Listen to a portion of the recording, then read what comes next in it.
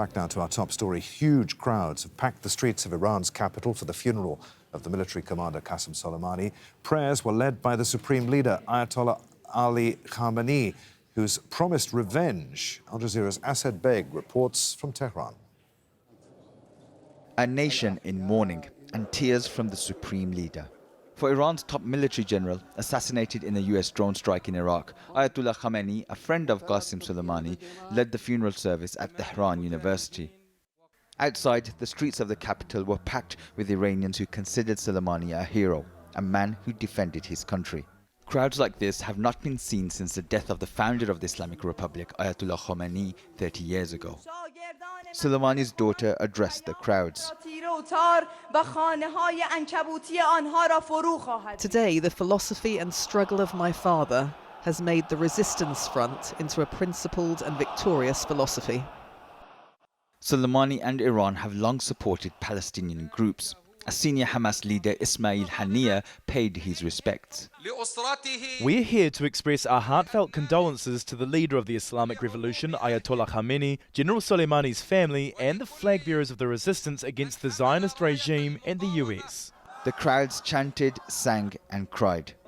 There's a feeling here that this is a moment of change, not just for Iran, but for the entire region. But if US President Donald Trump thought that the assassination of Qasem Soleimani would result in people coming out in celebration or coming out against the political establishment in Iran, well, the number of mourners here out in Tehran showed that he was greatly mistaken. There were chants of death to America and an expectation that Iran must respond. We should take revenge. The feeling that I had towards the general, it's unique. I don't have this feeling towards anyone else in government. There's no one as valuable as the general, but we will answer blood with blood. I want to tell the world and that stupid president that they killed the general, but we will continue his path and they cannot do a damn thing. Since I heard the news, I've been crying, and it's a weird feeling. But at the bottom of our heart, we want revenge. Revenge. Revenge. But not everyone agrees on what action to take, and there are internal political struggles in parliament. The best response is to expel U.S. forces from the Middle East and make efforts to liberate Palestine. But the specific response of Iran shouldn't be hasty and should be well considered. An important body called the Assembly of Experts condemned the killing of Soleimani and said silence in the face of assassination would make Iran weaker. They called upon young people to mobilize and prepare to oust American forces from Iraq. As the world awaits Iran's response, the government here will find it hard to ignore the calls for revenge. And when it's revenge for a man of Qasem Soleimani's standing, it would appear there's popular support for whatever action may follow. Asad Beg, Al Jazeera, Tehran.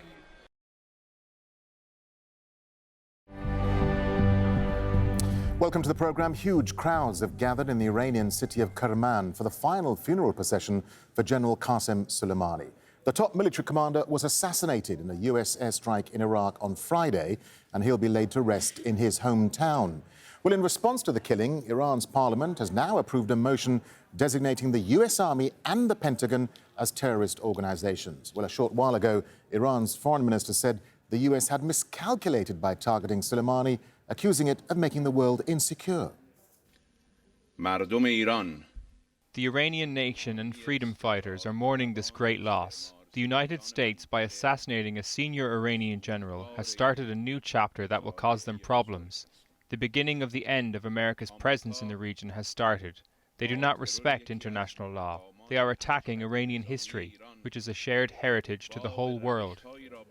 Well, just hours earlier, the US Secretary of Defense was forced to clarify it was not pulling troops out of Iraq. That's after a draft letter was leaked indicating the withdrawal. But a top general said it was circulated by mistake. Well, we'll be speaking to Gabriel Elizondo about US troops in Iraq in a moment. But first, let's cross live to Asad Beg in the Iranian capital. Asad, let's talk first about the funeral. Thousands of Iranians have turned out in Soleimani's hometown to pay their final respects. Tell us what's been happening and the feeling across the country right now. Well, this is the third day of mourning. Qasem Soleimani is set to be buried in his hometown of Kerman. Now, we've seen similar crowds across the country. His body arrived 3 days ago. Yesterday was a funeral in Tehran where the Supreme Leader, Ayatollah Khamenei, led those prayers. We saw the streets packed with mourners, a lot of emotion. Lots of people are still very angry and asking for revenge. And similar scenes in Kerman at the moment. In fact, people there were shouting the Farsi word for revenge, which is intiqam. And this is what the head of the Islamic Revolutionary Guard had to say in response to them.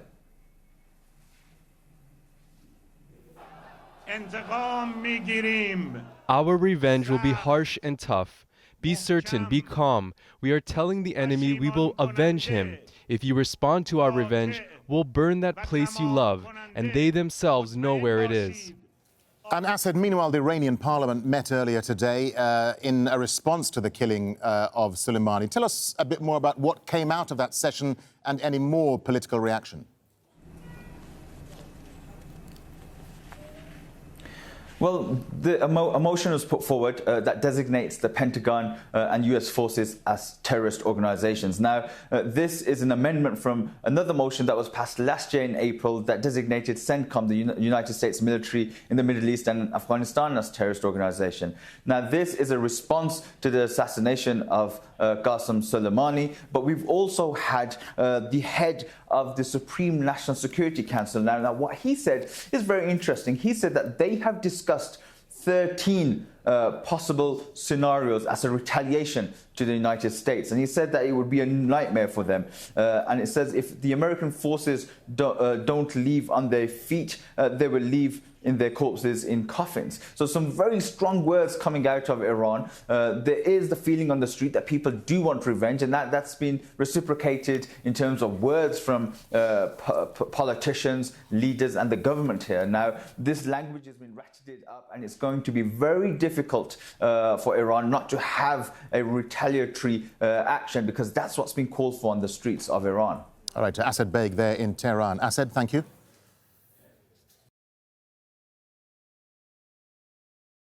Just to remind you of the team, there's Osama on the left. Assad Baig is in Tehran as well. We've got Harry Fawcett in West Jerusalem, talking to them all shortly, but starting now with Kimberly Halkett at the White House, where it is 10 past 10. Here's Assad Baig. Assad, let's compare what, as Kimberly was saying, Donald Trump tweeting all is well, almost a sort of nothing to see here thing, and as she says, we don't really know what that means yet. By comparison, Mohammad Javad Zarif's tweet, quite nuanced, actually referencing the UN, what was it, Article 51 of the UN Charter. That's right. As far as Iran is concerned, this is a retaliation and a defensive action. And Javad Zarif saying that we don't seek war, and that's exactly what the Revolutionary Guard here have been saying. It's what politicians have been saying. As far as they're concerned, this is a reaction to a specific event, and that event was the assassination of Qasem Soleimani. We understand that Iran has also written to the United Nations and the Secretary General, and they've said that they are not seeking war and have warned against any military adventurism against Iran. So that letter's gone to the United Nations and the Secretary General. But we knew that this was happening. We knew that this was going to happen. I mean, because it was a matter of when, not if. Because the population, the people on the streets were asking for revenge. The politicians were calling for revenge, and even the Supreme Leader Ayatollah Khamenei has said that there would be a retaliation, that there would be revenge, and the authorities, the political establishment here were under immense pressure from the public, because Qasem Soleimani was a high-profile figure. He was revered as a patriot, and after the days of mourning, as he was being buried, Iran essentially has made a statement by launching those 2 waves of attacks. Now, what we do understand is that we are hearing from some of the IRGC, the Revolutionary Guard-linked news agencies, that there are 2 kinds of missiles fired. One has a range of 500 kilometers and has a guiding system, and the other one is the Qiyam. It's called the Qiyam, and it has a range of 750 to 800 kilometers. But Iran says they don't want escalation, but they have warned regional countries that host US bases that if an attack is launched against Iran using those bases, Iran will retaliate. They've also said that they do not differentiate between Israel and the United States, and Iran does have proxies and militias and allies in the region. They have militias in Iraq, they have the Houthi rebels in Yemen, they have militias in Syria, but also they have Hezbollah in Lebanon. And if the United States decides to retaliate, then this could escalate very, very quickly. Assad, just a quick mention, if you wouldn't mind, about, and let's not forget where all of this started, the death of Qasem Soleimani. We're seeing live pictures of... Is this the final stage of the burial? Because it's been a long process, 3 full days. Yes, his body was brought first to Avaz, then the holy city of Mashhad, then the funeral took place in Tehran here on Monday, where hundreds of thousands of people came out onto the streets. The Supreme Leader Ayatollah Khamenei led the prayer, and then it was taken to the holy city of Qom, and now to his home city of Kerman, where he wanted to be buried alongside those that died fighting in the Iran-Iraq war. Now that burial was postponed because yesterday there was a stampede and there were multiple casualties, and the authorities didn't want another incident because his home city has a population of around 820,000, but hundreds of thousands of people converged on that city to say their farewells. So we understand that he's currently being buried now, and he was a very popular figure. His assassination has managed to unite the different political factions here in Iran. Just back in November, there were widespread anti-government protests. Now we have popular support for the government and political establishment here because of this assassination. There's been images of Qasem Soleimani put up around the country on billboards over motorway hangovers. Even if you go to an ATM and want to withdraw some money, you will see an image of Qasem Soleimani on those screens. We saw people carrying his image, but also chanting and asking for revenge. Intiqam, intiqam, the Farsi word for revenge. And the head of the IRGC yesterday spoke to the crowds, and he said that there would be revenge, and it would be crushing, and it would be something that the United States remember. But he is being buried now in this final ceremony that was postponed after that stampede yesterday. Thank you. Assad Beg in Tehran. More with Assad shortly. Now, in our top story, Iran has admitted its military shot down a Ukrainian passenger jet by accident, killing all 176 people on board.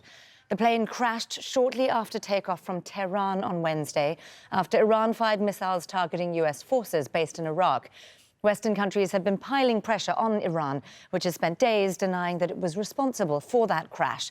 Well, let's go live now to Assad Beg, who's in Tehran for us. Assad, this admission, as we're reporting, comes after days of denial. So what's precipitated this now? Well, we've just heard from the General Staff, who's reported on state media. Now, he said that the armed forces air defense system shot the plane down.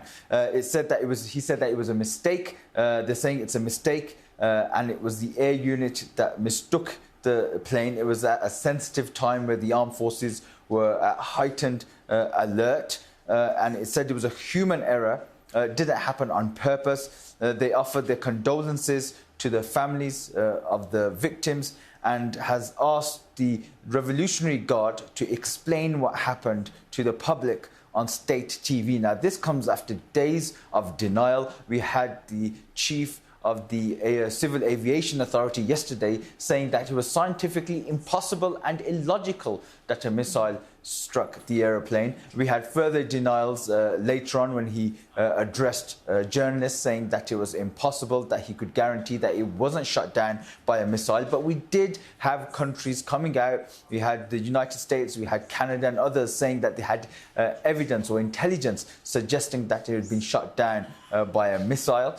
We also had a video turn up in the New York Times that showed a projectile going up and striking an aircraft, and the aircraft aircraft catching fire. We had other video footage of the airplane hitting the ground on fire. So the Iranians have a lot of explaining to do to the public. They've at least accepted that it was a missile, but it comes after days and days of denial. The chief of the aviation authority here had said that there was complete cooperation between civil and military sectors. So people will want to know what happened, how it happened, why was it that Iran denied it? And also the main question is that this took place just hours after Iran fired missiles at US bases in Iraq. Why was the airspace over Iran, over Tehran, not closed down? Why were flights not grounded? Asad, I mean, obviously heightened tensions in the region. What kind of fallout, after all these days of denials, now this admission, what kind of fallout could we see from this, both at home and abroad?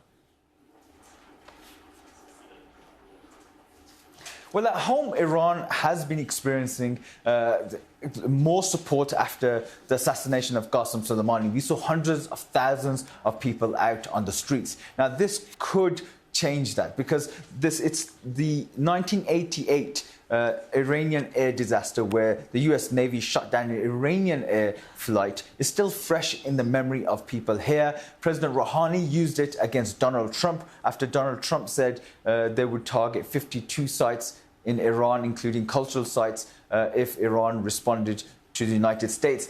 President Rouhani said, how about the Iranian airline that was shot down, and mentioned the 290 victims of that. So that's still fresh in the memory of Iranians. Internationally, well, it just doesn't look good for Iran. They denied it. They spent the last few days saying that it definitely wasn't a missile, even though the countries were saying that they had intelligence. And this looks like the Iranian militaries has put their hands up and said, yes, we made a mistake. It was human error. We're sorry. And now they're going to have to explain themselves to the Iranian public.